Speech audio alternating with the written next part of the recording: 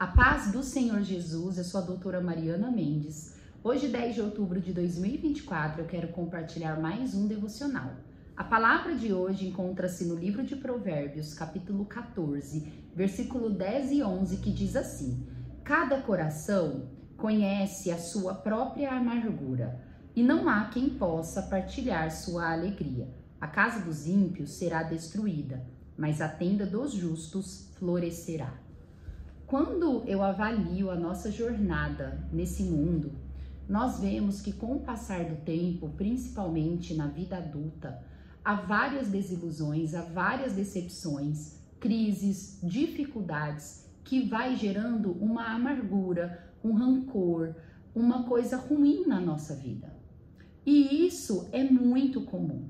Quando nós avaliamos as coisas de forma carnal, quando vamos passando por experiências ruins, sem meditar na palavra do Senhor, sem nos conectar ao Senhor, isso vai nos tornando amargurados.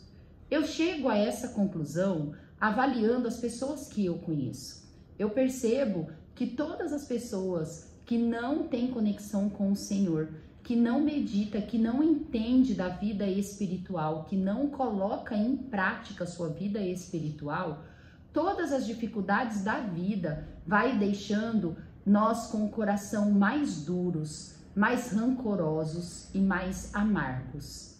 Eu percebo que a pessoa que não tem conexão com o Senhor não consegue interpretar, discernir e trazer isso para a nossa vida para adquirir experiência. Pois a tribulação na vida do ímpio, na vida da pessoa que não tem conexão com o Senhor, ela se converte em tristeza, amargura, muitas vezes até transtornos de ansiedade, transtornos depressivos.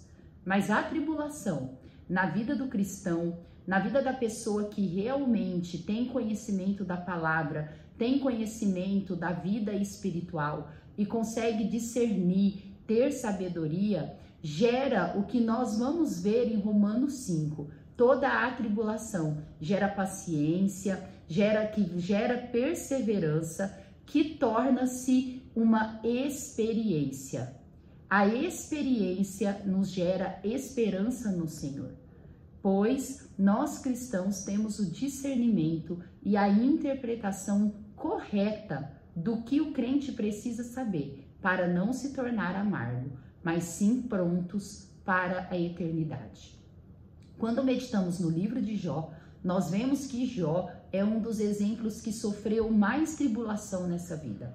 Jó, ele teve a experiência de sentir as piores dores, dor de doença, de perda de saúde física, perda de saúde mental, pois ele perdeu todos os seus 10 filhos de uma vez só, perdeu toda a sua prosperidade, tornou-se uma pessoa de uma classe social próspera, enriquecida para uma escassez.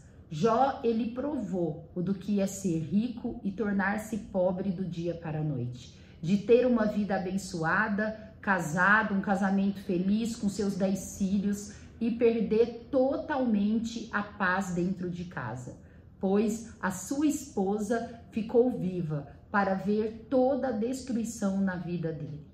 E por conta do seu conhecimento, de não desistir de ter uma conexão com o Senhor, senão de não blasfemar contra o Espírito Santo, pois Jó, ele murmurou, ele reclamou, mas ele se manteve firme, crendo em Deus, crendo que Deus estava no controle e tinha permitido ele passar por tudo aquilo.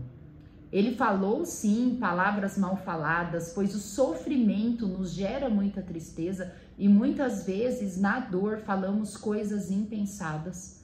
Porém, ele manteve-se firme, crendo no Senhor, até o Senhor se levantar a favor dele e falar com ele, dando direção e abençoando novamente. É assim a vida do cristão. O cristão, ele perde, ele tem dor, ele passa por crise, por decepção. Falamos coisas impensadas, muitas vezes nos entristecemos, mas quando mantemos a nossa fé em dia, a nossa conexão com o Senhor, nós conseguimos sim reverter essa situação, ao ponto de Deus se levantar a nosso favor, e dá uma direção na nossa vida. Nós crentes não podemos deixar que a vida, as dores desse mundo nos tornem pessoas amarguradas, pessoas rancorosas, pessoas amargas, que destilam veneno, que destila apenas pessimismo e ausência de esperança futura. Pois o próprio provérbio que lemos diz: a casa dos ímpios será destruída, mas a tenda dos justos florescerá. Os justos que fiquem firmes na palavra do Senhor, que ficam firmes na prática dos ensinamentos do Senhor. O nosso fim é a eternidade. Nós podemos não ter o melhor dessa terra, mas nós vamos provar do melhor na eternidade ao lado de Jesus Cristo. A meditação de hoje diz assim: precisamos aprender como agir na vida, em vez de simplesmente reagir a ela. Nós temos que compreender que nós não temos que ter uma reação mundana de acordo com as coisas, principalmente com as coisas ruins na nossa vida. Nós temos que ter uma reação de acordo com a palavra do Senhor. Agir como Jesus nos ensinou, através dos seus ensinamentos, da sua doutrina, mas através também da sua conduta. Pois Jesus, nitidamente, ele era o portador do fruto do Espírito em vida. Ele era paciente, ele era alegre, tardio em irar, tinha domínio próprio, era longânimo, tinha amabilidade, paz, tudo que nós precisamos para reagir de acordo com o que Deus espera que reagiremos. Não seja mundano, não tenha a visão dos ímpios, não deixe a impiedade tomar conta de ti, mas lembre-se que você tem uma doutrina, uma direção que Deus nos dá através da tua palavra, através dos ensinamentos que tem na palavra do Senhor. Quero compartilhar a leitura bíblica de hoje, que está no livro de Eclesiastes, um livro de ensinamentos que Salomão escreveu no seu fim da vida, onde ele tirou as conclusões que Deus e o mundo ensinou para ele. O capítulo 7 de Eclesiastes é um capítulo de instrução, onde ele dá várias sabedorias, várias instruções que ele concluiu através da sua vivência. O homem mais sábio do Antigo Testamento. E eu quero compartilhar os 9 primeiros versículos do livro de Eclesiastes, capítulo 7, que diz assim: um bom nome é melhor do que um perfume finíssimo, e o dia da morte é melhor do que o dia do nascimento. É melhor ir a uma casa onde há luto do que a uma casa em festa, pois a morte é o destino de todos. Os vivos devem levar isso a sério. A tristeza é melhor do que o riso, porque o rosto triste melhora o coração. O coração do sábio está na casa onde há luto, mas o dos tolos na casa da alegria. É melhor ouvir a repreensão de um sábio do que a canção dos tolos. Tal como o estalo de espinhos debaixo da panela, assim é o riso dos tolos. Isso também não faz sentido.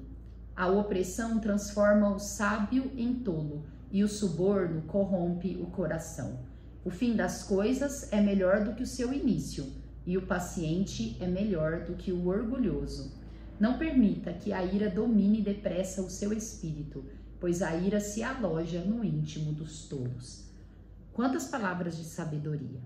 É interessante, no verso 1, quando ele diz que o bom nome é muito importante, é melhor do que o perfume finíssimo. E de fato, quando nós temos uma boa reputação, as pessoas nos tratam melhor, as pessoas confiam em nós melhor e nós muitas vezes somos recebidos em todos os ambientes. E o dia da morte é melhor do que o dia do nascimento, pois realmente o que ele afirma no verso 8, onde ele diz que o fim das coisas é melhor do que o início, isso é uma realidade. Como terminamos é muito melhor do que quando começamos. O nosso fim tem que ser sempre melhor do que o começo, pois é ele que vai dar direção para nós. Quando avaliamos na morte, é quando morremos, que nós vamos saber se vamos para a vida eterna ao lado do Senhor ou para a vida a eterna nas trevas, no sofrimento eterno. Outro detalhe que ele diz aqui, outro pensamento que ele diz aqui, que é muito sábio, é quando ele diz que a opressão transforma o sábio em tolo. E realmente, os momentos difíceis, os momentos de crise, elas nos transformam. E quando estamos conectados com o Senhor, tudo isso gera experiência na nossa vida. E nós passamos a ser geralmente mais sábios. A alegria, o tolo, ele sempre busca alegria. E de fato, porque o tolo sempre quer prazer. Ele nunca aceita a viver os processos que Deus ensina. Então é por isso que muitas vezes os tolos acabam sendo mais fúteis, buscando mais prazer do que as pessoas sábias. Pois as pessoas sábias conseguem entender que muitas vezes os momentos difíceis, os momentos de dor, os momentos de luto, pode gerar sim uma experiência onde podemos estar mais perto do Senhor e adquirir mais discernimento para viver uma vida mais correta e justa, seguindo o padrão do Senhor. Que toda essa meditação possa fazer sentido para a sua vida, possa te trazer mais prazer na leitura da palavra de Deus, que é um livro onde nos dá experiência, onde nos leva mais próximo do Senhor e nos leva o principal para o caminho da vida eterna. Amo vocês em Cristo Jesus. Até amanhã.